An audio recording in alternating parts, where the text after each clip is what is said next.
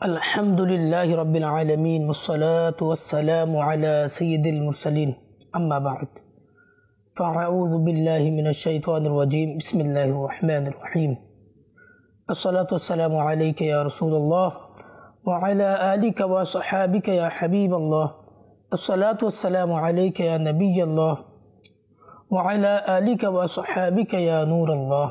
इस्लामी भाइरा उपस्थित হয়েছে কুরআনী উপদেশ অনুষ্ঠানে। আর এই অনুষ্ঠানে আপনাদেরকে জানাই স্বাগত। মাদানী চ্যানেলের দর্শকবৃন্দ, আসুন আমরা আমাদের বিষয় এবং আয়াতে কারিমা নিয়ে যে আলোচনা করে থাকি, এটা আলোচনা শুরু করার পূর্বেই আমরা রাসূলুল্লাহ সাল্লাল্লাহু তাআলা আলাইহি ওয়াসাল্লামের প্রতি দুরূদ শরীফ পাঠ করার ফজিলত শ্রবণ করে নিই। মাদানী চ্যানেলের দর্শকবৃন্দ, মুকাশাফাতুল কুলুবের মধ্যে রয়েছে আল্লাহ তাআলা সিদরাতুল মুনতাহার নিচে একটা নূরের নদী বানিয়েছেন। আর একজন ফেরেশতা এমন আছে, তার উচ্চতা কত বড়? তার উচ্চতা হচ্ছে তার মাথা 7 আসমান পর্যন্ত, পা হচ্ছে 7 জমিন পর্যন্ত বিস্তৃত, ডানা পাকা পূর্ব থেকে পশ্চিম পর্যন্ত বিস্তৃত। এই ফেরেশতাকে সৃষ্টি করার উদ্দেশ্য কি? রাসূলুল্লাহ সাল্লাল্লাহু আলাইহি ওয়াসাল্লাম ইরশাদ করেছেন, যে ব্যক্তি আমার উপর একবার দুরূদ শরীফ পাঠ করে, তো ওই ফেরেশতা ওই নূরের সমুদ্রের মধ্যে ডুব দেয় এবং ডুব দিয়ে তার ডানা পাকাকে ঝাড়া দেয়। তো একটা করে ওই ফোঁটা পতিত হয়। যতগুলো ফোঁটা পতিত হয়, ওই ফোঁটার এক একটা ফোঁটা বিনিময়ে আল্লাহ তাআলা আর একজন করে ফেরেশতা সৃষ্টি করে দেন। তো ওই ফেরেশতাদের কাজ কি? যতক্ষণ পর্যন্ত ওই ফেরেশতারা জীবিত থাকবেন, যে ব্যক্তি একবার রাসূলুল্লাহ সাল্লাল্লাহু আলাইহি ওয়াসাল্লামের প্রতি দুরূদ শরীফ পাঠ করেছে, তার জন্য মাগফিরাতের দোয়া করতে থাকে। সুবহানাল্লাহ, সুবহানাল্লাহিল আযীম ওয়া সুবহানাল্লাহি বিহামদিহি। একবার দুরূদ শরীফ পাঠ করার এমন ফজিলত, লক্ষ লক্ষ ফেরেশতা ওই ব্যক্তির জন্য মাগফিরাতের দোয়া করতে থাকে। তো মাদানী চ্যানেলের দর্শকবৃন্দ, আমরাও নিয়ত করে নিই, আমরা আমাদের সময়টাকে দুরূদ শরীফ পাঠ করার মধ্যে আমরা নিয়োজিত রাখব। কাজেই মাদানী চ্যানেলের দর্শকবৃন্দ, আর দেরি না করে আমরা আমাদের বিষয়ের দিকে চলে যাই। আজকের বিষয়টা হচ্ছে যে মৃত্যুকে ভুলে যাওয়া। পার্থিব সম্পদের ভালোবাসা ও গুনাহের মধ্যে ডুবে গিয়ে মৃত্যুকে একেবারে ভুলে যাওয়াই হলো মৃত্যুকে ভুলে যাওয়া। আল্লাহ পাক কুরআনে পাকের মধ্যে ইরশাদ করেন, ওয়া জাআত সাকরাতুল মাউতি বিল হাক্কি যালিকা মা কুনতা মিনহু তাহিদ। মৃত্যু যন্ত্রণা নিশ্চিতই আসবে, এ থেকেই তুমি টালবাহানা করতে। আমরা টালবাহানা করি, কোটি কোটি টাকা রয়েছে, 10 কোটি আছে 20 কোটি হয়ে যায়, 5টা দোকান আছে যেন 10টা দোকান হয়ে যায়, 5টা গাড়ি আছে যেন 10টা গাড়ি হয়ে যায়। মনে হচ্ছে আমাদের আর মরতেই হবে না, মনে হচ্ছে কি দুনিয়াতেই বাস আজীবন এখানে থাকতে হবে, এমন মানুষের চিন্তাধারা হয়ে গেছে। ইলমে দিন থেকে দূরে, ইবাদত থেকে দূরে, আল্লাহর স্মরণ থেকে আমরা দূরে আছি। মুফতি আহমদ ইয়ার খান নাঈমি রহমতুল্লাহি তাআলা আলাইহি এই আয়াতে মুবারাকার ব্যাপারে ইরশাদ করেন, এই কথা কাফের অথবা গাফেল অর্থাৎ দুনিয়াবি মুহাব্বতে মৃত্যুকে ভুলে যায় এমন ব্যক্তির কাছে করা হবে। হযরত সাইয়েদুনা আব্দুল্লাহ ইবনে উমর রাদিয়াল্লাহু তাআলা আনহু থেকে বর্ণিত যে হুজুর সাল্লাল্লাহু আলাইহি ওয়াসাল্লাম ইরশাদ করেছেন, সবচেয়ে অধিক বিবেকবান ব্যক্তি সেই যে মৃত্যুকে অধিক স্মরণ করে আর তার জন্য ভালো পদ্ধতিতে প্রস্তুত হয়, এরাই প্রকৃত জ্ঞানী ব্যক্তি। মৃত্যুকে ভুলে যাওয়া মনের কঠোরতার মাধ্যম, আর মনের কঠোর হয়ে যাওয়াটা গুনাহে পড়ে যাওয়ার অনেক বড় কারণ। মৃত্যুকে ভুলে যাওয়া ধ্বংসে পতিত হওয়ার মতো নিন্দনীয় আমল। সুতরাং মৃত্যুকে স্মরণ করতে থাকা উচিত। হযরত সাইয়েদুনা সালেহ মুররি রহমতুল্লাহি তাআলা আলাইহি একবার এক আলিশান প্রাসাদের পাশ দিয়ে অতিক্রম করছিলেন। সেখানে এক দাসী হাতে দফ উঠিয়ে এই গান গাচ্ছিল, আমরা এমন নিয়ামত আর আনন্দে রয়েছি যা কখনো শেষ হবে না।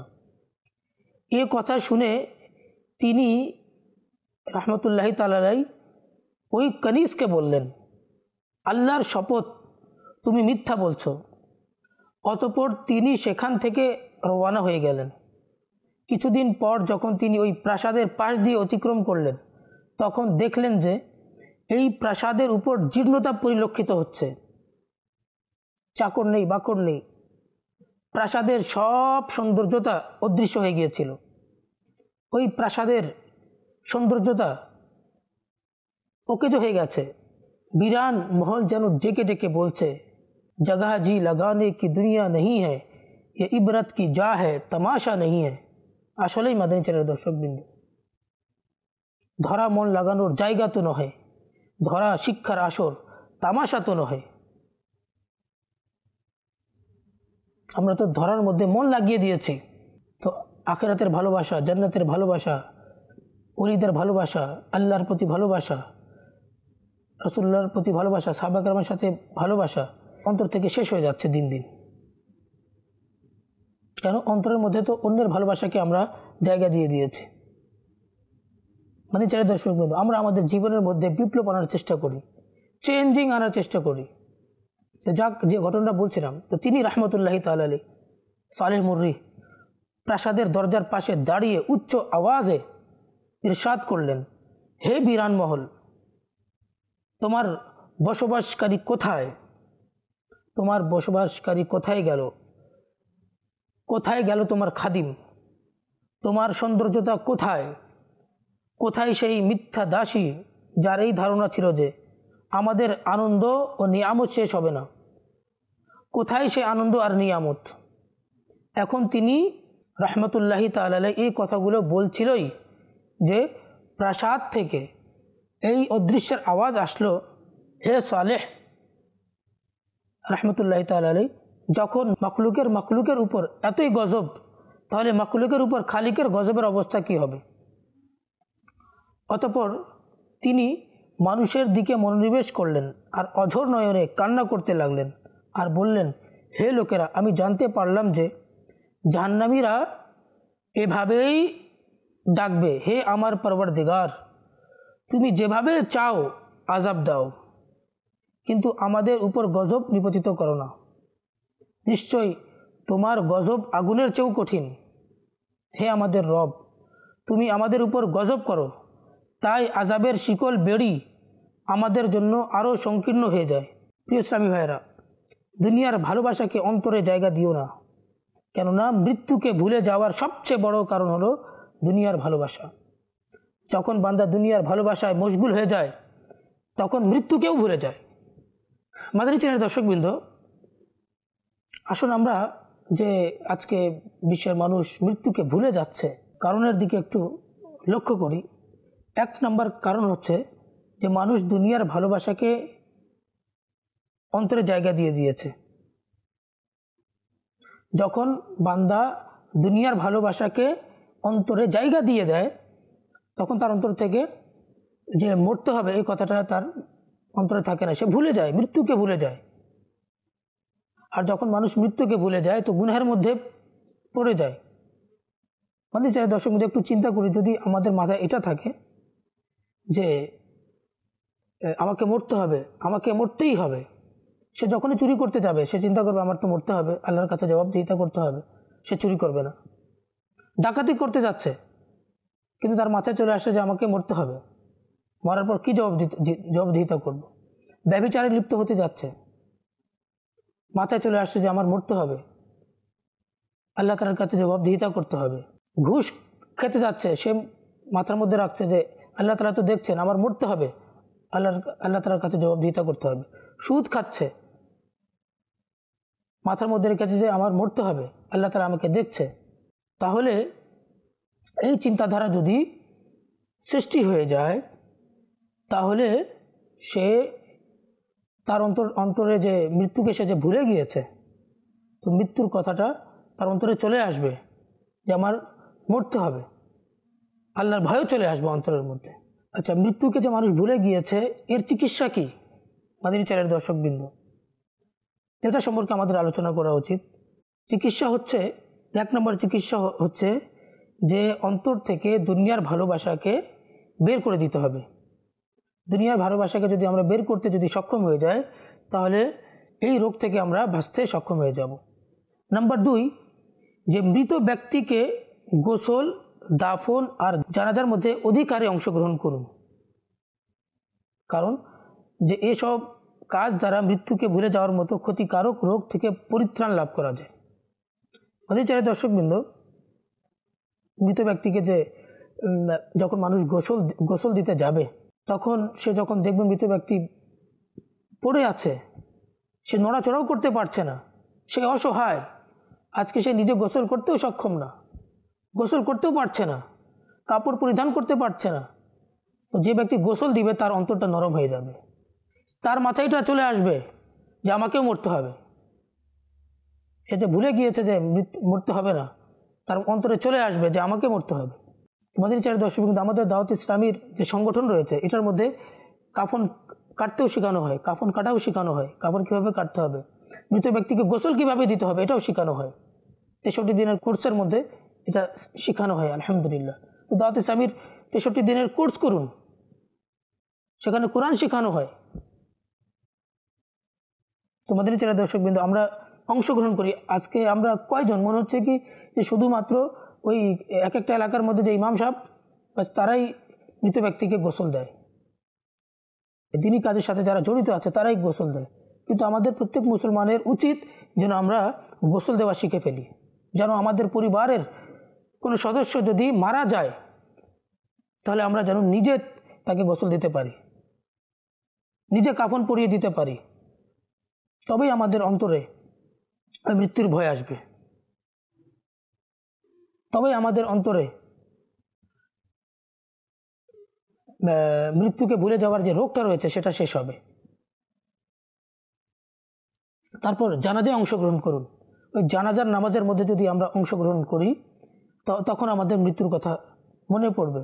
জানাজার নামাজ অনেকে পড়ে বাড়ি চলে আসে, দাফন কাজে অংশগ্রহণ করে না। দাফন কাজের মধ্যে অংশগ্রহণ করুন, নিজে মৃত ব্যক্তিকে কবরে নামিয়ে দিন। যখন আপনি দেখবেন যে মৃত ব্যক্তিকে আমি নামাচ্ছি কবরে, আপনার অন্তরে এটা স্মরণে চলে আসবে যে আমাকেও কেউ না কেউ একদিন না একদিন আমাকে কবরে এভাবে শায়িত করে দিবে। আদিনীচারের দর্শকবৃন্দ, তো আমরা আমাদের চিন্তাধারার মধ্যে এটা নিয়ে আসি যে আমাদের মরতে হবে, মরতে হবে, মরতে হবে। আদিনীচারের দর্শকবৃন্দ, আর একটা ওই মৃত্যুকে যে মানুষ ভুলে গিয়েছে এ রোগ থেকে বাঁচার আর একটা পদ্ধতি হচ্ছে যে নির্জনে মৃত আত্মীয় স্বজনকে স্মরণ করুন। এর দ্বারা আখিরাতের চিন্তা ভরপুর মাদানী জেহেন সৃষ্টি হবে।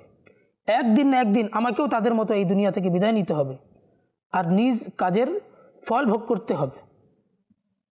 নিজের আত্মীয় স্বজনদের কবর জিয়ারত করুন, সেখানে যান, তাদের জন্য দোয়া করুন এবং নিজের জন্য দোয়া করুন।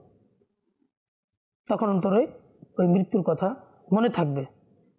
আমাদের চাই দর্শক, কিন্তু আসুন 4 নম্বর বিষয়টা আলোচনা করি। 4 নম্বর চিকিৎসা, মৃত্যুকে ভুলে যাওয়ার এই যে রোগ, এর চিকিৎসা। ওই গাফেলদেরকে স্মরণ করুন যার কাফন বাজারে এসে গিয়েছিল আর তারা দুনিয়ার চাকচিক্যে হারিয়ে গিয়েছিল, হাই হুতাশ করছিল, হঠাৎ করে এমন বন্যা আসলো বা মারা গেল, বা এমন অ্যাক্সিডেন্ট হলো মারা গেল। সে জানেও না যে তার কাফন তৈরি হয়ে গেছে মার্কেটের মধ্যে, কাফনের কাপড় কাটা হয়ে গিয়েছে, আর সেদিক হাই হুতাশের মধ্যে লেগে যাচ্ছে। বিশেষ করে যারা যৌবনেই মারা গিয়েছিল তাদের কথা স্মরণ করুন। দেখুন আমাদের চার দর্শক, আপনাদের অনেক বন্ধু আছে যারা যৌবনে মারা গিয়েছে, তাদেরকে স্মরণ করুন। তাদেরকে স্মরণ করলে আপনার অন্তরে ওই মৃত্যুর ভয় আসবে। যাদের কম বয়সের মধ্যে মারা যাওয়ার কোনো খেয়ালই ছিল না, কিন্তু তারা মারা গিয়েছে। অনেক সময় আমাদের সাথে এরকম হয়, যেমন আমাদের বন্ধু খেলছে একসাথে, হঠাৎ করে পুকুরে গেল গোসল করতে, সে পুকুরের পানিতে ডুবে গিয়ে মারা গেল। মৃত্যু কখন চলে আসবে কেউ এটা জানে না। আজ সায়েন্সের যুগ, বিজ্ঞানের যুগ, সব কিছু আবিষ্কার হয়েছে, কিন্তু এমন কিছু আবিষ্কার হয়েছে যে মানুষ নিজে নিজে জানতে পারবে যে আমি এতদিন জীবিত থাকব, এতদিন বাঁচতে পারবো, এতদিন পৃথিবীতে থাকবো, এত টাইমটা পূরণ হয়ে আমাকে দুনিয়া ছেড়ে চলে যেতে হবে না। কখন মারা যাবে এটা জানে না।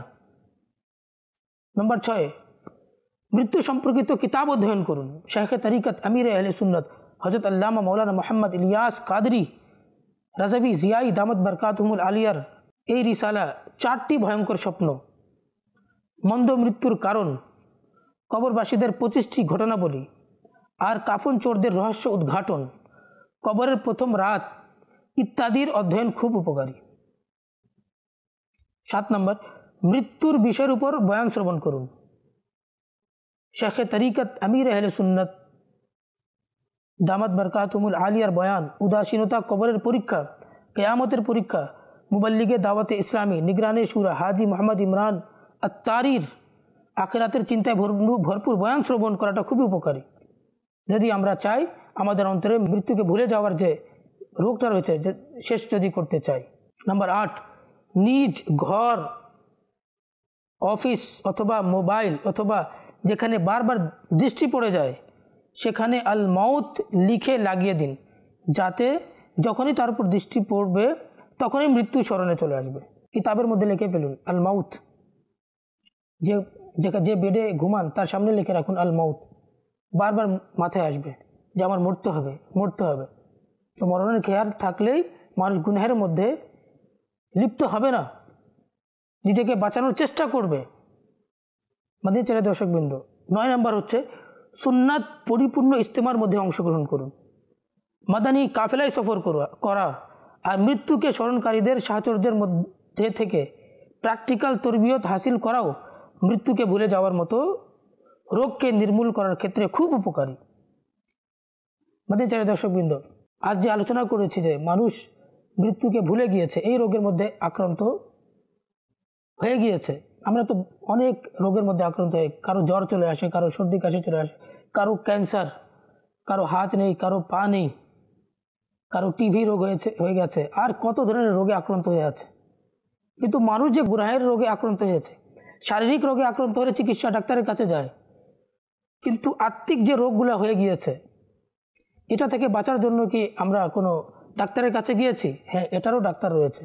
তারা হচ্ছেন হক্কানি যারা অলিয়া একরাম, হক্কানি যারা পীর ও মুর্শিদ রয়েছেন, তাদের হাতে বায়াত গ্রহণ করে নেওয়া আর তাদের কাছে গিয়ে নিজের বাতিনকে পরিষ্কার করার জন্য প্রচেষ্টা করা, তখনই সম্ভব গুনাহ থেকে বাঁচাটা। মাদিনী চ্যানেল দর্শকবৃন্দ, আমরা যেন আমাদের অন্তর থেকে এই যে মৃত্যুকে ভুলে যাওয়ার যে রোগটা রয়েছে এটা থেকে আমরা যেন বাঁচার চেষ্টা করি, চিকিৎসা করার জন্য উপায় আমরা খুঁজি। আজকে আমরা যে আলোচনা করেছি এটার উপর যদি আমরা আমল করতে সক্ষম হয়ে যাই, অবশ্যই আমাদের অন্তরে ওই মৃত্যুরকে ভুলে যাওয়ার যে রোগটা আছে সেটা থেকে আমরা পরিত্রাণ পাওয়াটা আমাদের জন্য সম্ভব হয়ে যাবে। মাদিনী চ্যানেল দর্শকবৃন্দ, আজ এই পর্যন্ত। আগামী অনুষ্ঠান দেখার অনুরোধ রইল। ততক্ষণ পর্যন্ত ভালো থাকুন, সুস্থ থাকুন।